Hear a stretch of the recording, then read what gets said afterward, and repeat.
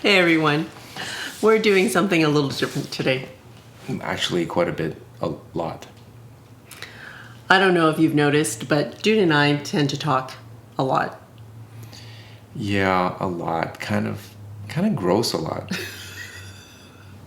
Well, we spent most of our marriage working from home, sometimes working together, sometimes not. But even at bedtime, after spending the whole day together, we still seem to have a lot to talk about, as if we hadn't seen each other all day.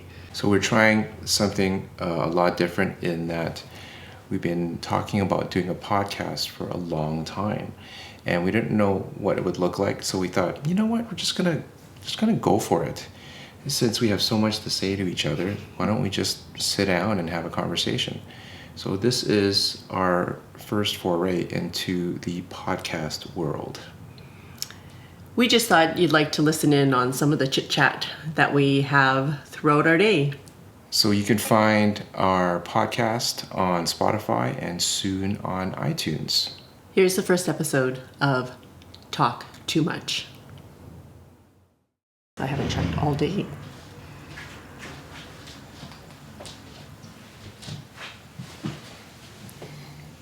Oh, that's hilarious. Look at that. Wife saved all her Amazon Prime boxes for her April Fool's prank on her husband. I'll just show the people. You guys see that? Well, I'll get a screen cap. I wonder if that's an addiction too. What's that? Well, it is an addiction, retail therapy. But we're not going to talk about retail therapy today. No.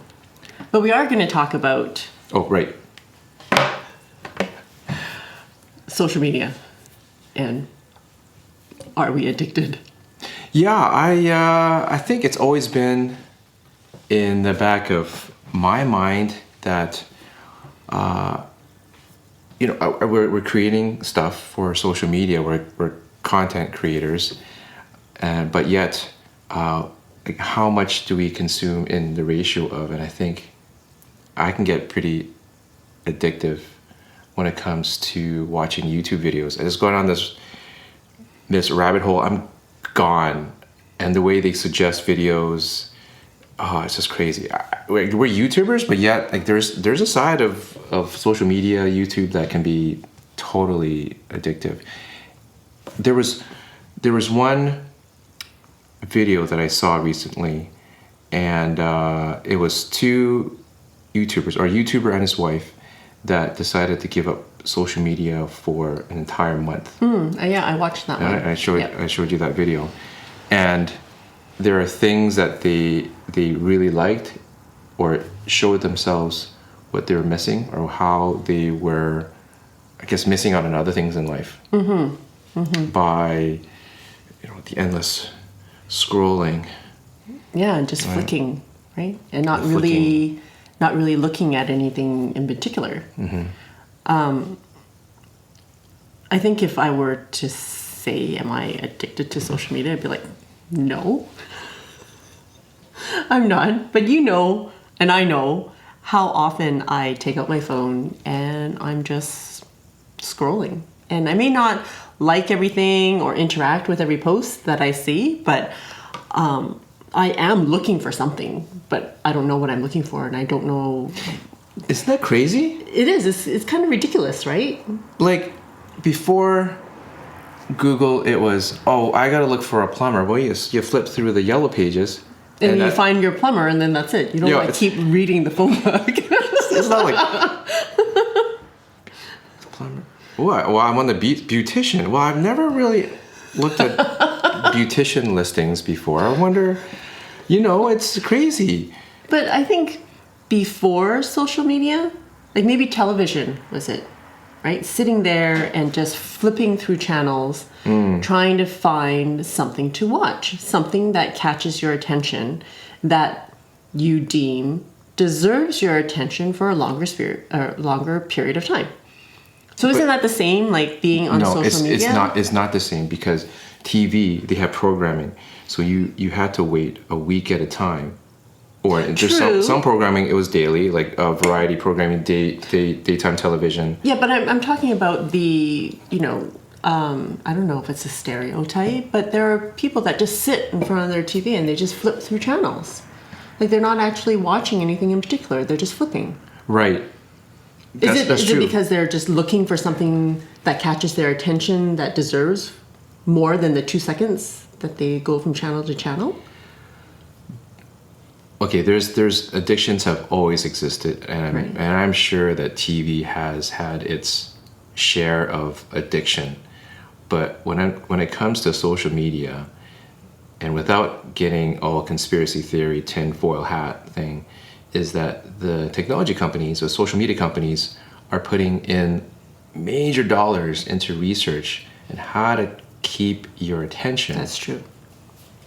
So you're flicking through endlessly, not really looking for something and not knowing what you're looking for until something grabs your attention. Do you think that's coincidence? No way. At some point, I think they're able to track your, how your definitely your session times on the Well, app.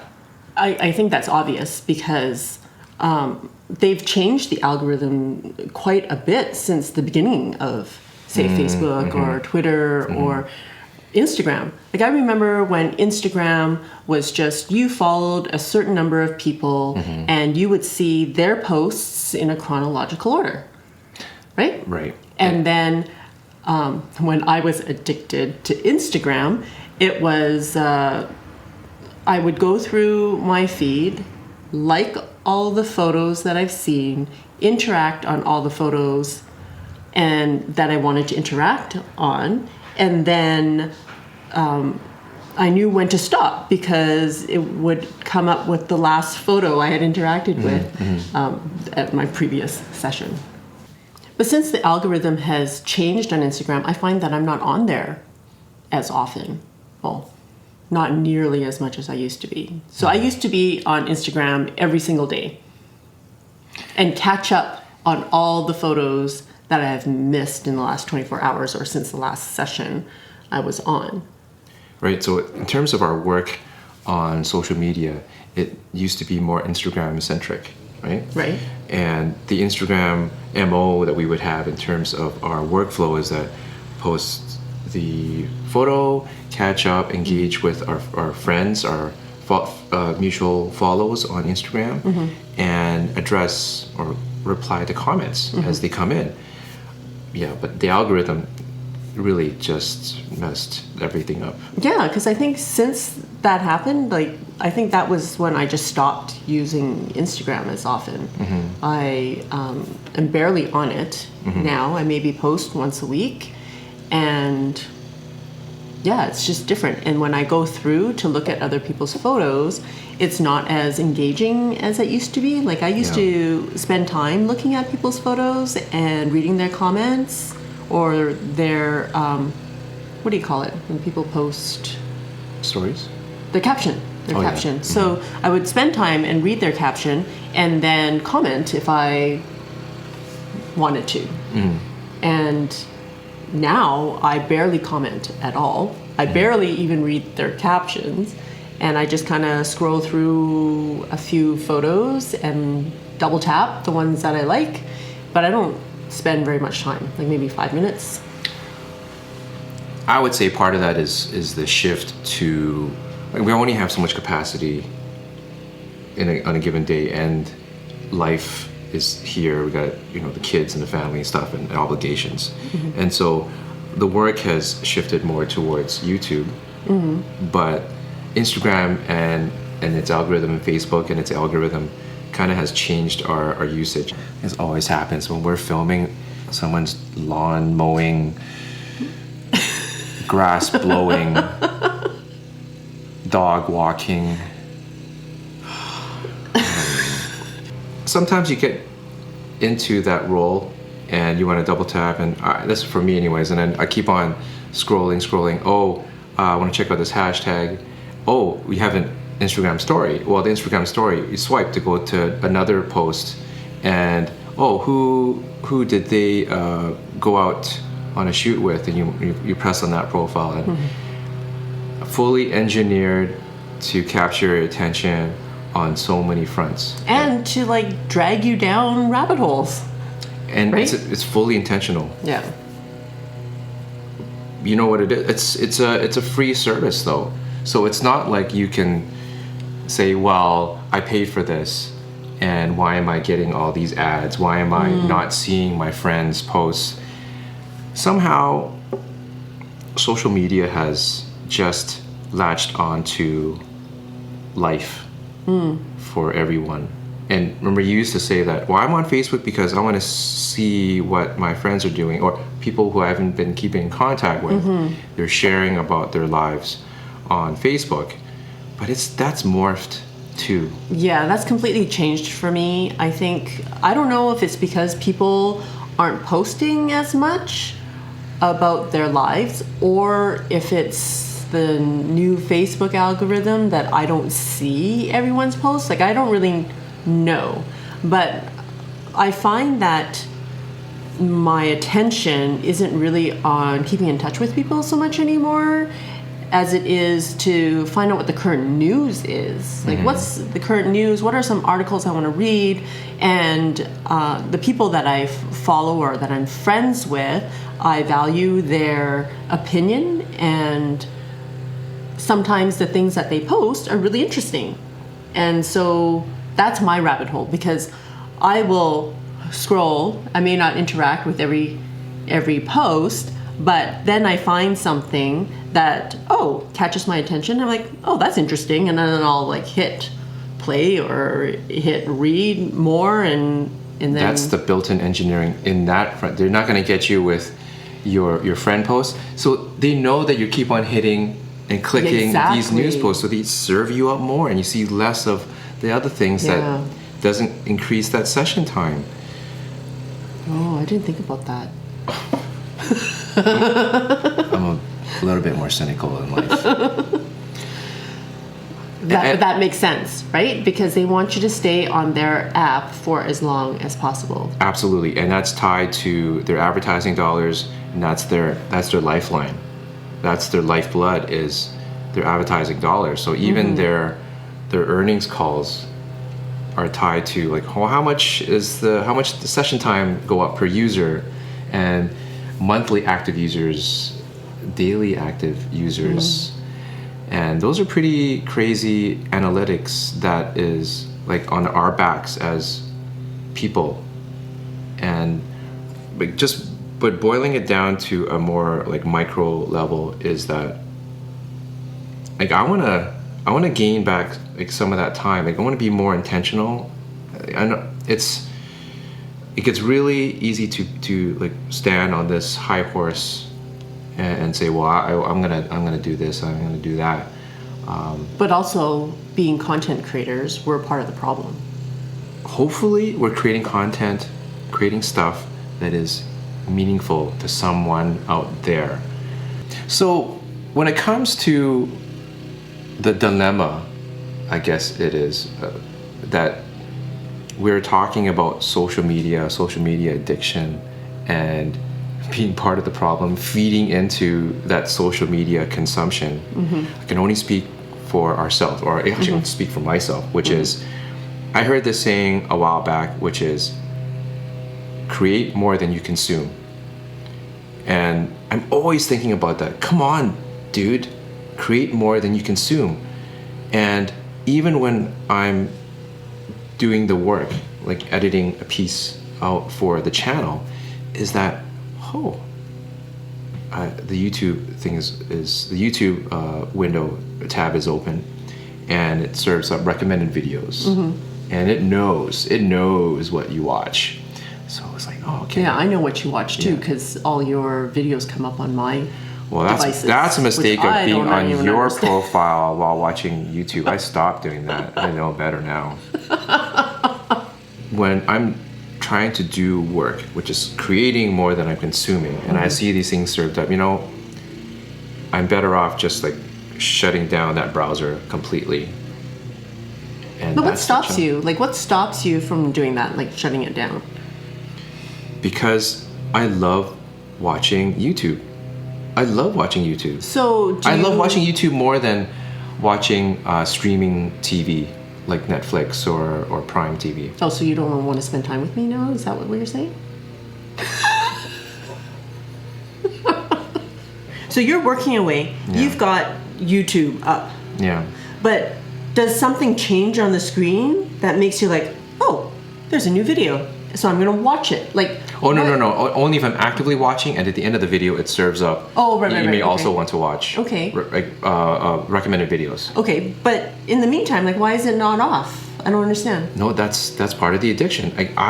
Would be the first to admit, for me, that addictive behavior is watching YouTube videos, because it's a wealth of information, but it's also a wealth of entertainment according to my interests. Whether it be like Jeep videos, overlanding videos, technology videos, cat videos.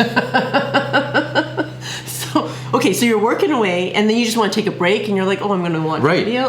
Okay, Right. So I finish a task, right? Like, the carrot is laid out before me. I finish the task, and then I say, okay, I just watch. The video's only like 4 minutes long, and then 4 minutes long, this goes boom, because it hits you up with this grid of recommended videos, and as well as you get the recommended videos on the side gutter, their engineering is spot on too, and video is more engaging than still photos, in my opinion.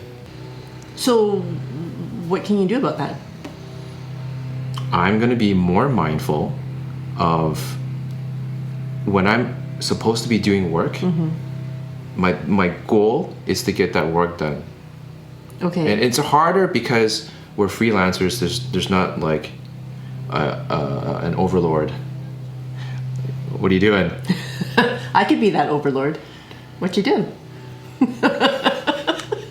So I want to be more mindful of getting the work done. What am I supposed to be doing? Like that, what's the intention? What's the goal? And just put it aside. Because I can't get back that 5 minutes, 10 minutes, 20, 30 minutes of my life, and ask myself while I'm watching it, like, why am I watching, cat versus lynx, cat versus dog, cat doing hilarious things, top 10 cat videos, top 100. That's a problem. And it's not like I can't make it through a day without watching YouTube. I think it's something that you can just fall into. And social media is just, one more thing that is competing for your attention. And we live in a world that your attention, your time, and your eyeballs is worth money to somebody else. And that's a concern. And I'm concerned about the kids, which is a totally like another topic that is a can of worms that we can talk about another time. So how do you think social captures too much of your time? I know that sometimes, like, there are maybe 4 apps that I go to regularly. So it's like, I scroll through Facebook for a little bit, then I go over to Twitter to see if anything's happening over there. Nothing really catches my attention. I better check Instagram. And then I just go through that cycle of like... And back again. 30 seconds later, is there something new on Facebook? And I go back, and it's like, I've already seen this. But I keep scrolling. So, like, why? I don't know. And it should tick you off that you're looking at something on Facebook, and something... you're looking at another app, or a notification comes up, and you come back to Facebook, and the thing refreshes on you, and what you're looking at is gone. That too. That really irritates me. Then I'm like, who posted that? I really wanted to read that article. And then the next 10, 15 minutes looking for searching for it. And it's not even like that important. Are they doing that intentionally? Maybe. Maybe. Do you think? I don't put anything past. So when I say that I don't think I'm that addicted, the only reason I say that is because I see people walking up and down the streets on their phone nonstop. Like, they can't put their phone away to walk and not like walk into people or like crossing the street, or like they're just so like engaged in their phones. And I have to say that I am not like that. Like I can walk to pick up the kids without pulling out my phone. I could walk over to the mall without pulling out my phone. Because you are conscious of it. You're consciously not doing that. And that is a battle to protect our own being present of who we're with and what we're doing. And I think you're right. It's intentional. I've seen enough videos on research of the addiction to our phones and what that message actually sends people when you have your phone on the table when you're meeting someone for coffee. Like, what does that tell that person? Oh, you're important to me, but I may be getting a message that I need to look at or respond to immediately. Oh, yeah, right? It's so tough. And it is, because we also have friends that are constantly on their phones, even though you're having coffee with them.